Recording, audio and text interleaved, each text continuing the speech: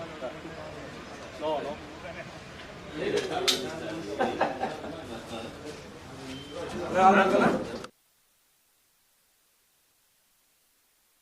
నెల 11వ తేదీ RIMS police station పరిధిలో ఈ శ్రీరామ్ నగర్కు చెందిన వెంకటయ్య అనే అతన్ని అతి కిరాతకంగా ఈ ఎన్జిఓ ఫ్లాట్స్ ఖాళీగా ఉన్న ఎన్జిఓ ఫ్లాట్స్ దగ్గర అతి కిరాతకంగా హత్య గావించబడినాడు.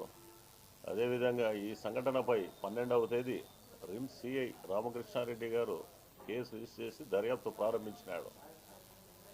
ఈ హత్య కేసులో ఎటువంటి క్లూస్ కూడా లేవు.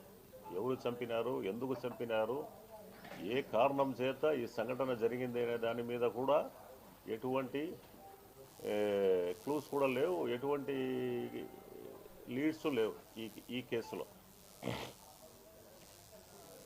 ఇమ్మీడియట్గా దర్యాప్తు అధికారి అయిన రిమ్స్ సిఐ గారు ఇమ్మీడియట్గా క్లూస్ టీమ్ని, అదేవిధంగా డాగ్ స్క్వాడ్ని ఇమ్మీడియట్గా కీలక ఆధారాలు సేకరించడానికి వాటి సేవల్ని వినియోగించుకున్నాడు. ఇది ఈ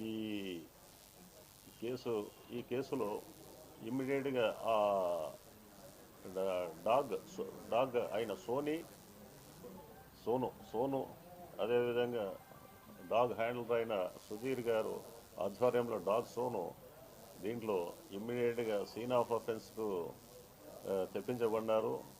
ఆ డాగ్ సోను ఇమ్మీడియట్గా ఈ ముద్దాయిని ట్రేస్ చేయడంలో అత్యంత చాకచక్యంగా దర్యాప్తు అధికారికి కేసు దర్యాప్తులో సహకరించింది. ఇమ్మీడియట్గా దాని లీడ్స్ మేరకు సిఐ గారైన రామకృష్ణారెడ్డి గారు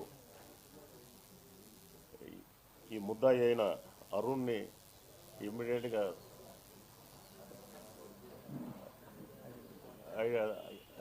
గుర్తించి అతన్ని ఇంటరాగేషన్ చేసి కేసుని డిటెక్ట్ చేశారు.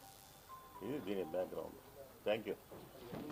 వాళ్ళిద్దరి మధ్య ఉన్న పెట్టి ఇష్యూ, అందులోనూ బాగా తాగినారు. తాగిన దాంట్లో వాళ్ళు మాట పెరిగి కొట్టేశారు. ఇతను ఇంకొకతను మందు కొట్టే టైంలో మాట పెరిగింది. సైలెంట్గా వేసేసినాడు. వేసేసి సైలెంట్గా వచ్చినాడు, ఏం తెలియదు అనుకోని. బట్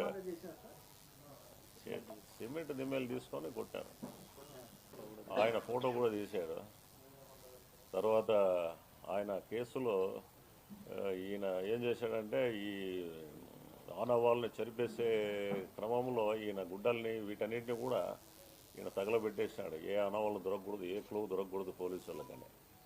బట్ ఈ డాగ్ సోను ఇమ్మీడియట్గా ఆ సీన్ ఆఫ్ అఫెన్స్ విజిట్ చేసింది.